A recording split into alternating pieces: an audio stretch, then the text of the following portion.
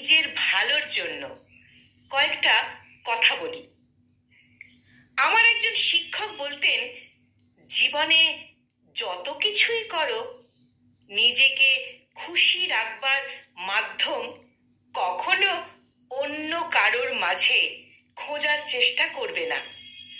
কখনো কারো ওপর এতটা এক্সট্রিম লেভেলে নির্ভরশীল হবে না যাতে তোমার এক্সপেকটেশন পূরণ না হলে তোমাকে মন খারাপ করতে হয়।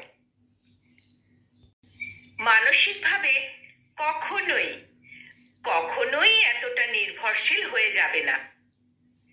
তোমার মন খারাপ, তুমি হেমন্তের গান শোনো, নিজেকে এক কাপ কফি বানিয়ে দাও, বিকেল বেলা মিষ্টি রোদে আপন মনে নিজের সাথে কথা বলো, পছন্দের লেখকের বই পড়ো।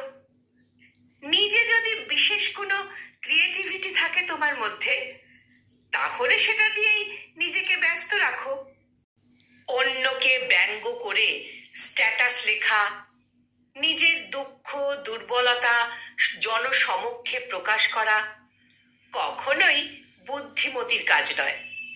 খুব বেশি মন খারাপ হলে রুম অন্ধকার করে চুপচাপ বসে থাকো, পুরনো কোনো স্মৃতি মনে করার চেষ্টা করো, হাসো কিংবা কাঁদো, যাই করো না কেন নিজের সাথে করো।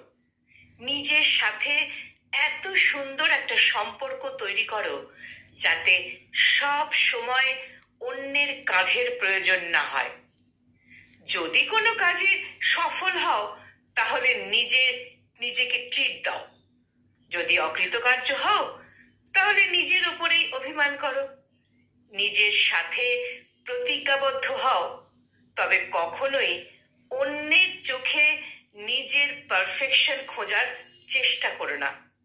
কারণ অন্যের চোখে যখন তোমার ত্রুটিগুলোর মাঝে তোমার গুণগুলো হারিয়ে যাবে, তখন কিন্তু কষ্টটা তোমাকেই পেতে হবে। পারলে তো তুমিই পারবে, তাই না? রেস্টুরেন্টে খেতে যাওয়াটাকে এবার নর্মালাইজ করতে হবে। হ্যাঁ, এবার থেকে একাই খেতে যেতে হবে।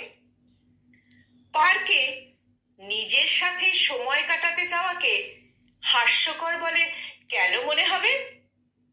যদি সম্ভব হয় ফিনান্সিয়ালিও নিজেকে স্টেবল করতে হবে, যাতে তীব্র মুড সুইং এর সময় নিজেকে একটা চকলেট উপহার দেওয়া যায়, নিজের জন্মদিনে একটা পছন্দের গিফট কেনা যায়, নিজের পছন্দের ড্রেসটা টাকা জমিয়ে হলেও একটা সময় কিনে ফেলা যায়।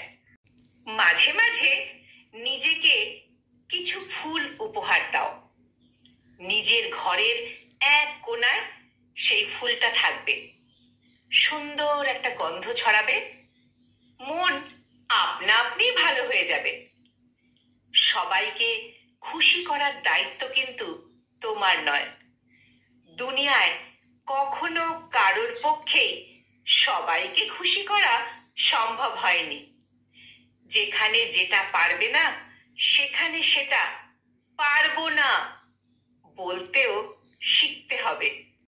আমার বাবা মা আমাকে অ্যাপ্রিশিয়েট করে না, আমার বয়ফ্রেন্ড আমাকে সময় দেয় না, আমার হাজবেন্ড ও তো আমার সাথে ঠিক মতো কথাই বলে না, আমার বান্ধবীদেরও আমার জন্য একদম সময় নেই।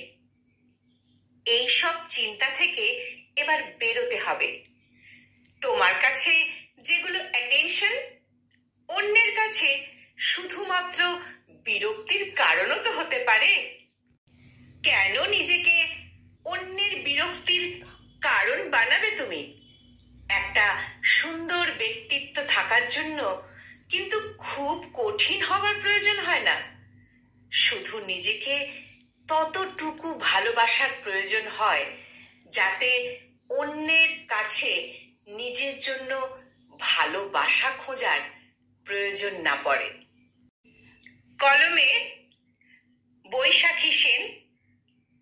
আর কণ্ঠ প্রয়াসে আমি নিবেদিতা।